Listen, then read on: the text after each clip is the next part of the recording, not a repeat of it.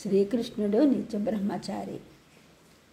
అశ్వత్థామ బ్రహ్మశిరము అను అస్త్రమును అపాండవముగా అనగా పాండవులు వారి వంశము సమూలముగా నశించినట్లు ప్రయోగించిన. అర్జునుడు కూడా పోటీగా ఆ అస్త్రమునే ప్రయోగించిన. రెండు అస్త్రముల పోరాటము వలన లోకమునకు ప్రళయము సంభవించినట్లుండెను. అప్పుడు వ్యాసుల వారు అస్త్రములను ఉపసంహరింపుడు అనే ఇద్దరిని ఆదేశించెను. అర్జునుడు ఉపసంహరించెను. అశ్వత్థామ ఉపసంహరించడం చేత కాకపోవటం వలన పాండవ వంశీయుల యొక్క భార్యల గర్భములన్నింటినీ బలిగా వసగుచు అశ్వత్థామ ఆ అస్త్రమును శాంతింపజేశాను. ఉత్తర ప్రసవించినప్పుడు ఆ అస్త్రం వచ్చి గర్భమునందే శిశువును మృతిగావించెను.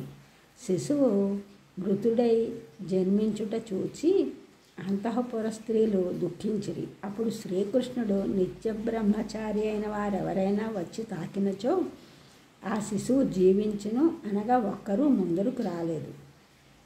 అప్పుడు శ్రీకృష్ణుడు నేను నిత్య బ్రహ్మచారినైనచో ఈ శిశువు జీవించుగాక అని ఆ శిశువుని తాకెను. వెంటనే ఆ శిశువునకు ప్రాణం వచ్చెను. ఆ శిశువే పెద్దవాడై పరీక్షిత్ మహారాజు అయ్యను. అష్టమహిషులు కాక 16,000 మంది భార్యలతో సంసారము చేయుచుండిన శ్రీకృష్ణుడు నిత్య బ్రహ్మచారి ఎట్లయ్యను? అతడు బ్రహ్మచారి ఎట్లగును? ఆ 16,000 మంది కన్యలు శ్రీకృష్ణుడు నరకాసురుని సంహరించినప్పుడు అతని చెరసాలలో బంధింపబడినవారు. వారిని శ్రీకృష్ణుడు తీసుకుని వచ్చెను. శ్రీకృష్ణుడు నిత్య బ్రహ్మచారి అనగా నిత్యము బ్రహ్మమునందే చరించువాడు అనగా ఆత్మతత్వమునే ఎల్లప్పుడూ అనుభవించువాడు శ్రీకృష్ణుడు. అతడు ఎంత వ్యవహారము చేయుచున్నను దానిని బ్రహ్మము కన్నా అన్యముగా అనగా ఆత్మస్వరూపము కన్నా భిన్నముగా చూడలేదు. ఆయన నేను వ్యవహరించినప్పుడు ఆ నేను అను పదమునకు అర్థమును అర్జునుడు ఈ విధముగా వివరించెను. ఓ అర్జున, నేను సర్వభూతముల యొక్క హృదయములయందు ఆత్మగా ఉన్నాను. సకల భూతముల పుట్టుట పెరుగుట అంతము కూడా నేనే. అహమాత్మ గుణాకేశ సర్వభూతాశయ స్థితః అహమాదిశ్చ మధ్యంచ భూతానాం మాత ఏవచ.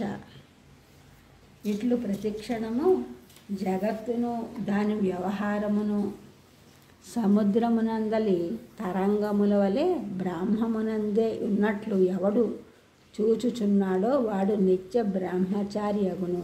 కాబట్టి శ్రీకృష్ణుడు నిత్య బ్రహ్మచారి. పరీక్షిత్తు సజీవుడవుటకు శ్రీకృష్ణుని సంకల్పమే కారణం. తాకుటి నిమిత్త మాత్రము అయినచో సంకల్పమాత్రముచే అంతంత పనులు జరుగునా తప్పక జరుగును. ఎవరు ఏ మహాకార్యము నిర్వహించినను దానికి బీజము సంకల్పమే. సంకల్ప బలము వలనే సామాన్య మానవుడు కూడా రాజ్యములను ఏలుచున్నారు.